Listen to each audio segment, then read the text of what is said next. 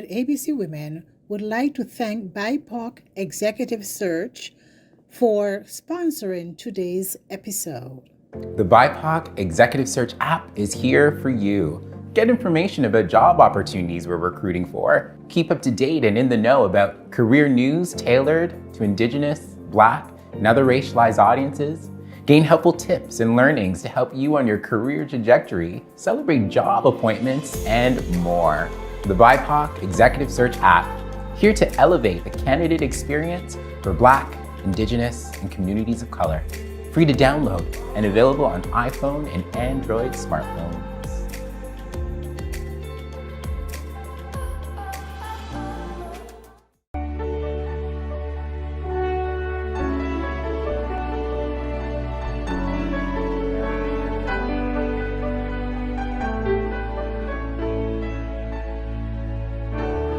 Look how far you have come on your own, but never alone. Through the rain and through the shine, here's your moment, it's your time. You stood tall and now you see, standing in your destiny. 100 women growing strong. 100 women where you belong. You stood tall and now you see, you have reached your destiny. Woman,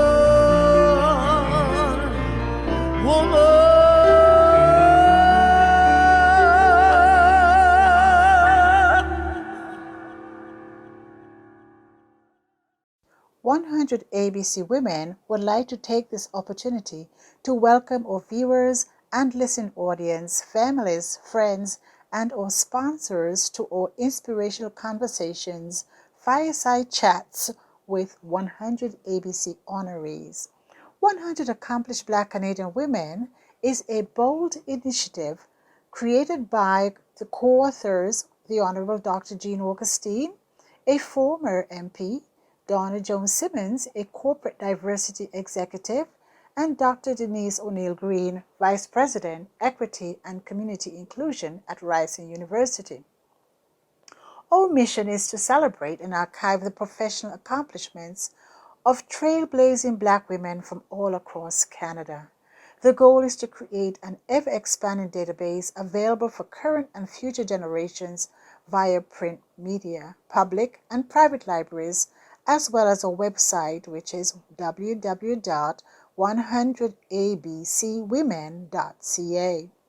We are pleased to bring you a series of fireside chats which include conversations around education, healthcare, entertainment, creative arts, legal, technology, entrepreneurship, diversity and equity, media, engineering, politics, sports, and so much more. These, we know, are topics that matter to us and to you. These educational and inspirational conversations will be made available to all current and future generations via our 100 ABC YouTube channel. This is a great way to learn from our elders, brilliant-minded and accomplished Black Canadian women. So please join me as I welcome our moderator for this episode, Fighting Anti-Racism, Ginelle Skerritt, community advocate. Without further ado, Ginelle Skerritt. Thank you so much, and welcome everyone. Today we are joined by two very powerful, dynamic, and beautiful women who are sure to inspire us this afternoon. So welcome Aina-Nia Ayo'dele and Valarie Steele. Welcome to you both. So today's topic is anti-racism, and I'm going to ask you to tell me a little bit about yourself and how you relate to that topic. Whoever wants to go first. I always come after my elder. In other words, I will start. Good afternoon, ladies, everyone. Ginelle, good to see you, looking royal in purple. My name is Valarie Steele, and I have lived in Canada for an awful long time. And I have been fighting against racism for as long. People say to me all the time, how do you do what you do? And I said, very easily. Because in the years of the early 70s, I got here in 1971, there were just a handful of us. And if we didn't stand together to make sure that we could at least survive, we would have been in deep trouble. Years gone by, we couldn't even find a place to live because people would hear you on the phone, and because most of us are from English-speaking countries in the Caribbean, we didn't sound, I guess, Black. That's really how they thought. So when we showed up, of course we were Black, and they didn't want to rent us. So all of the fights that we have had to put up are fights that have benefited exponentially the surge of immigrants that came after us.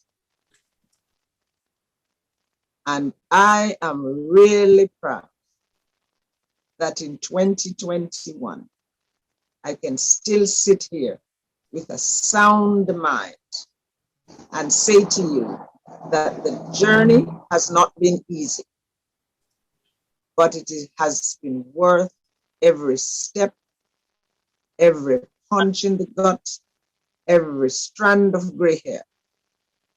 Because from where I sit, I see a very vibrant Black community that will only grow from strength to strength.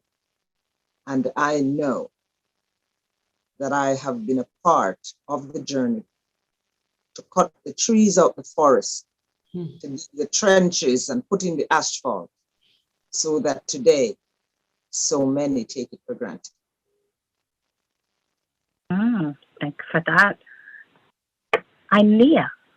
Wow, I'm so honored, I have to say this, to be on the same circle with an elder that I honor. We've not been in the same space a lot, but I certainly know of Elder Valarie Steele's work, and I'm only here and doing some of what I'm doing because of what Valarie did.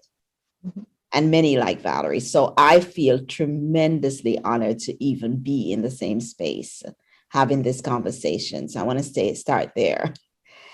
I'm Aina-Nia Ayo'dele, or Aina-Nia Ayo'dele Grant in some spaces that I'm known as.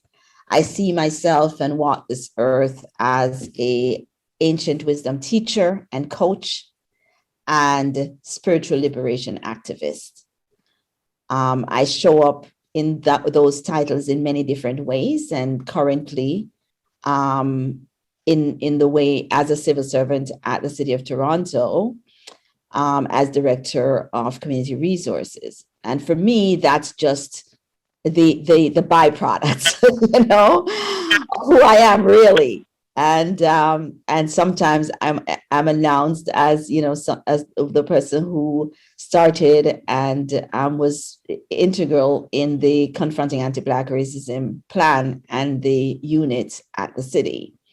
But for me, it's way beyond that. It's about ancestral obligations, and it's about this walk I have on this planet, that I believe that all people should be free. And not just free on a paper, because the truth of the matter is that paper that supposedly freed Black people didn't really free Black people. And so for me, it's about emotional, mental, and physical and spiritual liberation and freedom for Black people and all people of African descent, and all people who have been colonized and marginalized and oppressed for centuries and centuries and centuries. I truly believe that, you know, the work of Batsy, the work of Valarie, specifically the work of my father, Jomo Kenyatta Bartley, the work of Charles Roach, and so many, so Sharona Hall, and the list goes on, in Canada anyway, but so many beyond Canada that have done the work. I truly, truly believe that for me, this generation, my generation, your generation, Ginelle, really what we're doing is just, it's the baton. They've passed the baton. And what they did took us further. And what you and I are doing, Ginelle, is taking us even further. And there's another generation that's coming behind us that we have to prepare that will then take it further. And at some point, anti-racism and anti-Black racism, I am hopeful, will be a thing of the past. But for now, it isn't. And for now, we have a long road to go. And I'll leave it there. That's how I walk right now.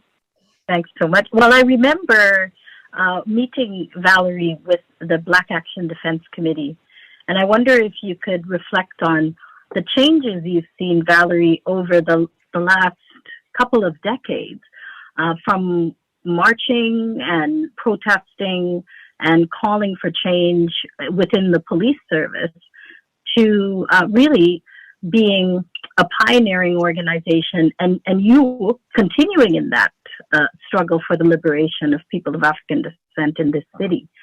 So what are some of the changes you think you've seen that have led us to today? The more things change, the more they remain the same. Mm-hmm. And while we have had incremental changes, we haven't had the drastic consistencies that we deserve and should. And in the winter of my years, when I have an opportunity to speak to a group of people, I am now saying what I have always thought, and that is that politicians have remained indifferent in a substantive way to the changes that ought to be made in a concrete way. And I'll give you a case in point. When Charlie, Dudley, and all of us were calling for an oversight body to tackle police brutality, police murder, police violence, because that's what you have to call it, police racism. Of course, they appeased us by giving us the SIU. But what did they do? They watered it down to the point where they only hired police. So it's like you have the fox guarding the hen house. Right. So while the work we have done have been very beneficial, or else you couldn't drive your car in here because of these Klansmen that we sometimes call people who are supposed to serve and protect us. We have been saying for decades that the police bodies have been infiltrated by Klansmen. And there are people even in our own community who would say, oh, how can you say that? How could you say that? You can't say that in public. Yes, you can.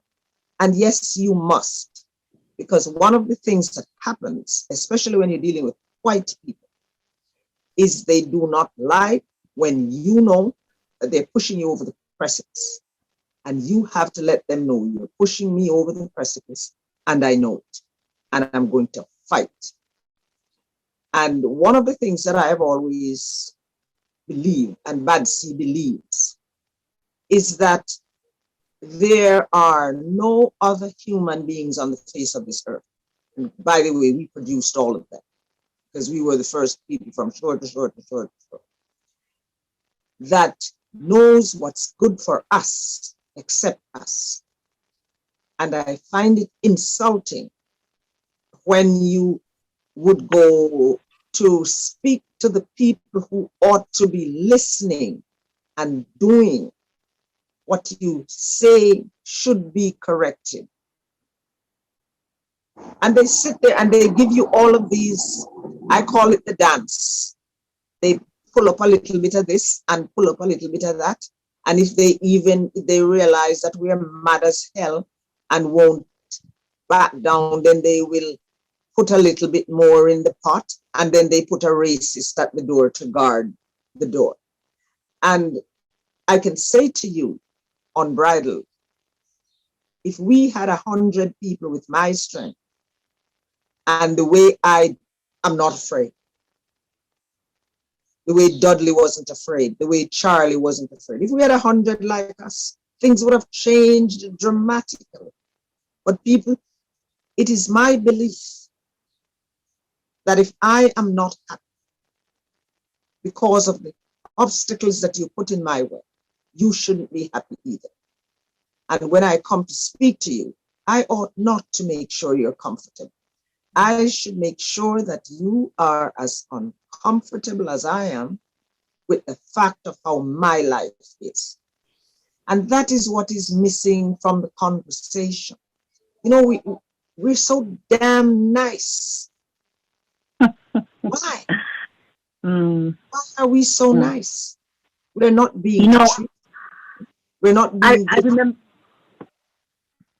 I was going to say, Valerie, I remember the days of the African Liberation Day March, being told about the early days when it was around the Christie Pitts area or something like that, that actual Klansmen in their outfits used to be standing outside the door watching the march go by in Toronto. And people don't think about that as being a reality in Toronto. So, you know, when you talk about Klansmen being in the police force, I think it's a reality that we kind of ignore, that or a possibility. We don't think it's even possible, I think, in, you know, some ways.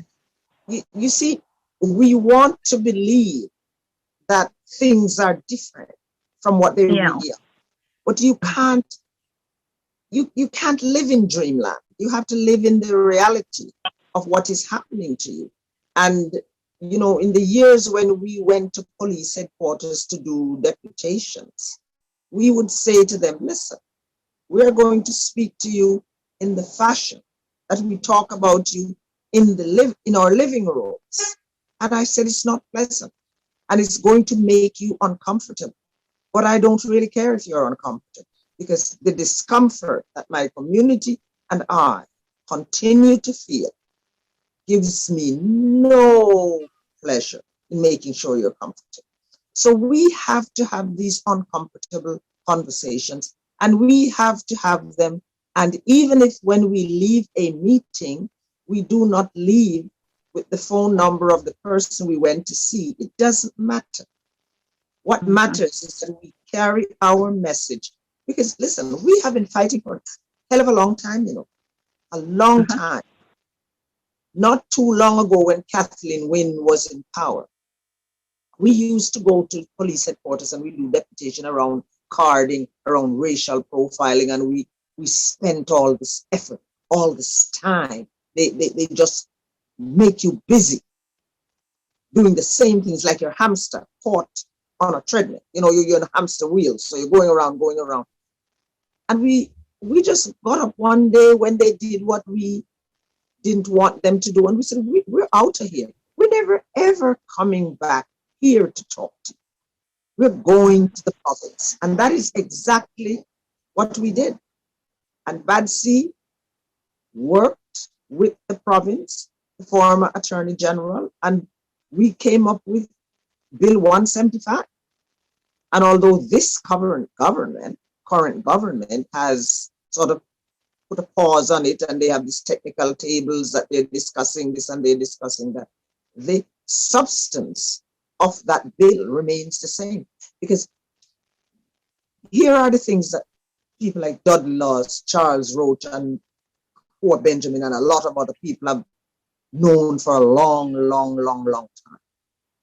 Policing and the rest of the justice system, and education are the two areas where they have done us great wrongs, great wrongs, and continue to do us great wrongs because they are quite satisfied in education. For a few of us that have the support to get through, but they know they can't stand the flood of us that will get through. And we have to make sure floods of us get through. Because if we don't do that, we have other ethnic groups who couldn't give a hoot if we prosper. So we have to take our survival and our thriving really seriously. We have to support each other.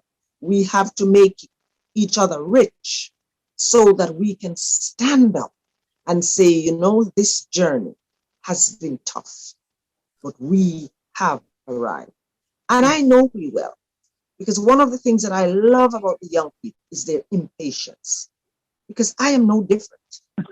I am extremely impatient, especially when you are putting me out of my way in getting what I require. So I love the impatience. I hear that. I'm wondering, to your comment, Aina-Nia, that the baton is passed to us. It seems like we are taking up the mantle of that foundational work done by the Black Action Defense Committee and others who have been working for the liberation of our people. And so how do you relate to those words and those stories in terms of what your efforts are or have been at the city? And so, you know, as our elder was speaking, I was thinking, of course, it's policing and education, because if you keep us uneducated and if you keep us locked behind bars, then, you know, the intention is fulfilled. You know, it is. And so we have to understand that. We have to understand that there's a strategy. We have to understand that the system isn't broken. The system is not broken. And so we're not trying from where I stand. I never try to fix the system, because the system is not broken. It's about using the very system, right, to advance ourselves, to advance our people. And it's about policies, and it's about policies that like the bill. It's about policies that we know will stay, right? Policies that are embedded and within. I often say programs nice, but really programs come, they go. That's not what our folks need to be fighting for. It's about changing policies that benefit us. So a lot of my focus is on being very strategic. And Valarie is absolutely right. We must keep the discomfort going, because I think one of the challenges I have, and you had said that earlier, Ginelle is asking about the challenges. One challenge I have is how the legacy of anti-Black racism, the legacy of the slave trade, the legacy of anti-oppression and our people is in our bones so much that we get all excited about a little crumbs, We get very, very excited. We get so excited and we're so thankful, and we and we forget what we were asking for. When a little thing is given to us, right? And I always say to people, I'm glad that I'm the daughter of a politician, because I get it. It's politician stuff. Let's get to the real thing, right? This is about it, you know. And we have to be unafraid. To be our African self. We have to be unafraid to be our African self, and we have to be unafraid to ask for what we want. I think about my first 20 months, and listen, we're nowhere close. All that Valerie's saying is being in the inside, because some of us have to be on the inside, right, to make the changes. But we have to be brave. We have to be brave on the inside. We have to be brave on the inside to say, listen, my people don't pay for all of this long time, right? So you ain't giving me nothing. You've not gifted me. I ain't excited. You've not gifted me anything. My people done pay for this a long time ago. And what I'm doing here is just making sure that there is repairing that happens, right? And be very clear on that. Not no apologies, just be very clear on that. But also to ask for what we want. So I remember after about a year in the city, I'm like, how is it I'm not hearing anything about the decade? What happened with the decade? Right? The municipal government has a responsibility to act on the decade. And all it took was saying that and asking and saying, we need an acknowledgement of the decade, and we need some actions that go with the decade. So everything, and it's I ask, and some things is really an ask, right? Our folks, our people, like Valerie said, if there was 100 of them, if there is 100 of you, Ginelle, 100 of us, that is not afraid, that is willing to die. And when I say willing to die, I don't mean like I'm going to put myself in harm's way to die. I mean that I am willing to be without, right? I am not interested in no pension, right? I'm not here for no pension. I am here to do some work. So when I leave, there is something that can continue to move on. So the Black food sovereignty, for instance, is one that I am serious about making sure there's legacy that my people can experience, and I won't be able to do everything. And I'm not dying, like my emotion, my spirit will not die because of this. Yeah? Because a lot of our spirits have died, and I will not make that happen. So that's why I do the spiritual work I do. That's why I depend on the ancestors to guide me. So we have to be strategic. We have to be strong. We have to really know who we are. And know that we don't have to give thanks for no crumbs. You don't have to be thankful for no crumbs. You're talking about 400 years. You're talking about coming into my living room in Africa and taking me out, and then putting me on the ship and shackling me and beating me and killing me and murdering me. You're talking about selling me on John Street in Toronto. That's what we're talking about, right? So you ain't giving me nothing. And then on top of that, you continue to imprison me and expel my children and put me in the system, my children in the system, so that we're losing our minds. So many of us are losing our minds. This is not a joke. And we have to be brave enough to do that, right? But there's so few of us. And then there's another group of us, because of our unhealed souls, that then destroy us. So that's what's going on, Ginelle. We have to see the game, what's going on, right? So the Ku Klux Klan that our elder talk about is alive and well, but it shows up in our people too. And we don't want to talk about that, but that's the truth. So we take some step back forward, and then we see ourselves go back, and we go forward and we see ourselves come back. We have to remember who we are. We have to really understand the story, and we have to be strategic and open our eyes. And so for me, work. Sorry. No. I'll let you finish your sentence. So for you, no. I'm just saying, for me, that's the baton. It's about courage and strategy. Well, I'm reflecting too on the last year of activity, and all of a sudden, what I saw was some of those very same people that you're talking about, who have basically described it as sweeping it under the rug, or hiding their identity, not being being a little bit embarrassed or absent from the struggle in some ways, and really focused on trying to fit in and to make it, to integrate, all of those kinds of things. And then all of a sudden, the entire world erupted into this protest and this attention.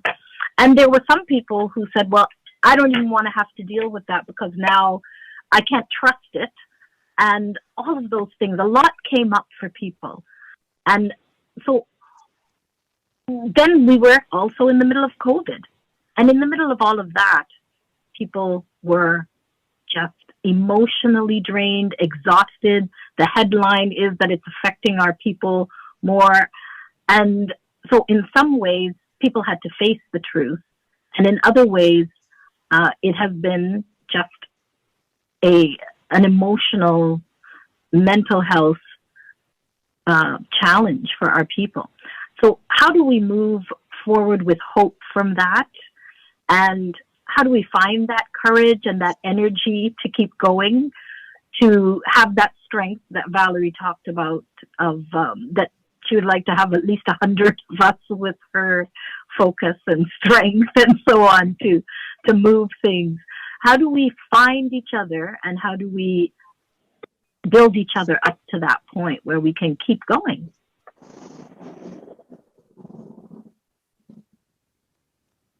For me, I think it's easy to do. Mm-hmm. Really easy to do. Being in touch with Mother Earth. You have a little backyard, set it up so that it can become your psychiatrist, where you can plant some food, plant some trees, some flowers, and tend that. And if it is in the winter, there's still lots of stuff to do. Because one of the things you have to do, one of the things that I find that is really good for me, is that my home is my refuge. And if I would give the young people any advice, is to save your money and buy things that appreciate in value. Because you will appreciate the appreciation. And you will even appreciate more the fact that you have a home of your own that can shelter you. Mm-hmm. Because when I hear people say, well, you know, it affects us more than anybody else, I don't mourn that. What I do is face the reality that we are nurses, we are doctors, we are the hospital workers, we have become essential workers, we work in the grocery stores and so on. These are all jobs that people never gave a second thought to. Mm-hmm. So what people need to do now is to use the fuel from this pandemic, the blessings that come from the pandemic, is that all of a sudden we are important. Look at the Black people that walked across the border to Quebec. The same ones that those racist Quebecers were setting up all kinds of traps for. These are the same ones that we went to work in the homes where all the other ones were running away from. We need to make sure that we get our fair share. It's one thing about Black people, we never want it all, because we're smart enough to know you can't have it all. All we want is our fair share, and we should fight like hell for it, because we deserve it. And if you can find a sanctuary, anywhere can be a sanctuary, depends on what you're going to do. You have to find a place of peace, peace for you. I can say to you that the nurses that are facing all of these, I call them, they're in war. It's like you're in a war zone. You don't know if when you go in today, if you're going to come out alive and or help. So we, as Black people, have built so many places that refuse to make room for us. Here is my thought. You can't stop me from doing what I want to do. And if it means I have to step on you, that's what I'll do. Because if I know it's good for me, you can't stop me. I am a force to be reckoned with. Because when my life and the life of my children and my community depends on it, I am like an alligator. The same mouth that takes the babies to the sea is the same mouth that will chop off your feet. And I believe that is what we as Black people have to do to make sure that we get our fair share. Ask for it. Insist that you get it. And you know, when I go into the supermarket and I see the young people, I always say to them when I'm finished shopping, Thank you for coming in so that I can shop, so that I can eat.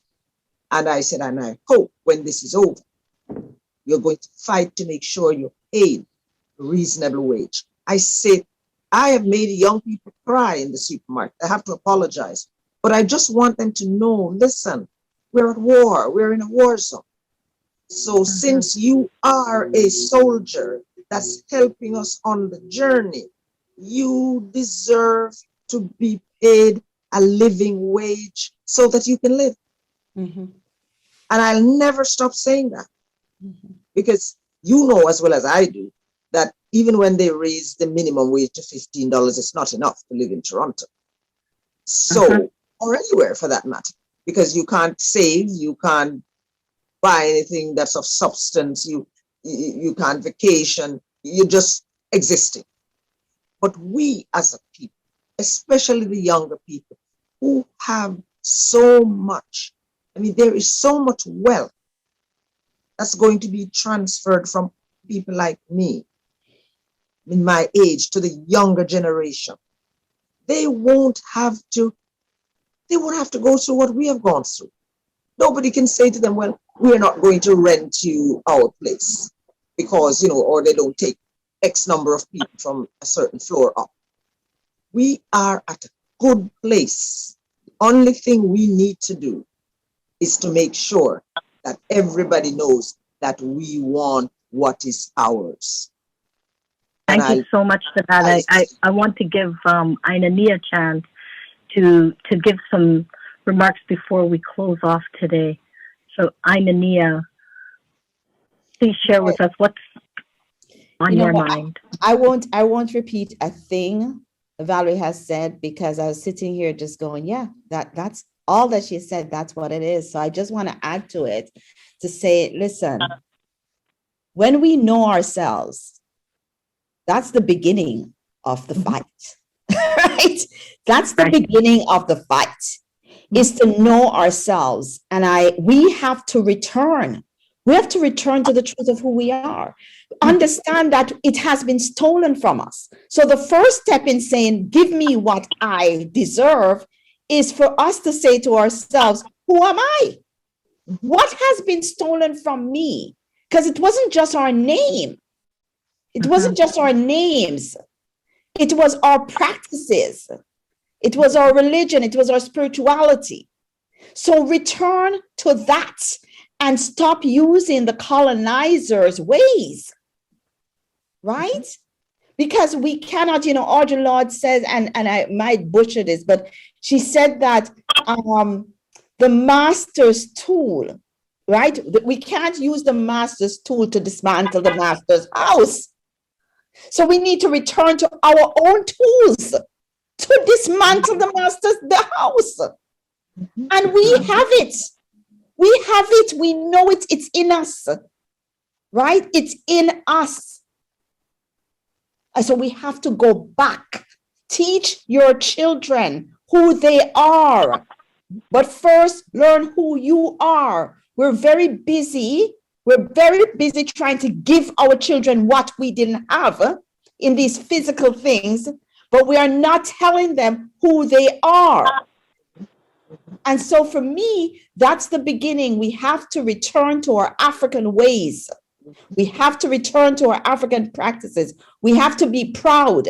And it's beyond, Ginelle, us wearing the clothes. That helps too. That's great. Of course, it's identity. But it's beyond that. It's truly understanding our history and truly understanding where we are and truly understanding how our tools can mess up the master's mind and turn it round. Actually can do that, We can't be afraid of it. We have to embrace it. And so that's what I would leave, Ginelle, because I know we are short on time. But along with all that Valerie said, we must return to self, the Sankofa. Thank you so very much, both of you, for sharing your wisdom, your thoughts, your inspiration with all of us this afternoon. Really appreciate that. And I wish you all the best. Thank you. Thank you. Thank you. Ta-ta. Ta-ta. Ta-ta.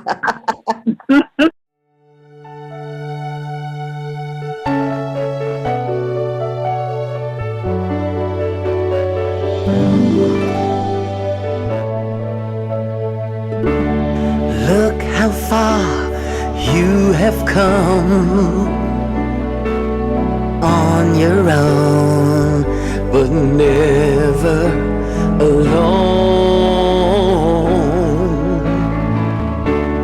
Through the rain and through the shine, here's your moment.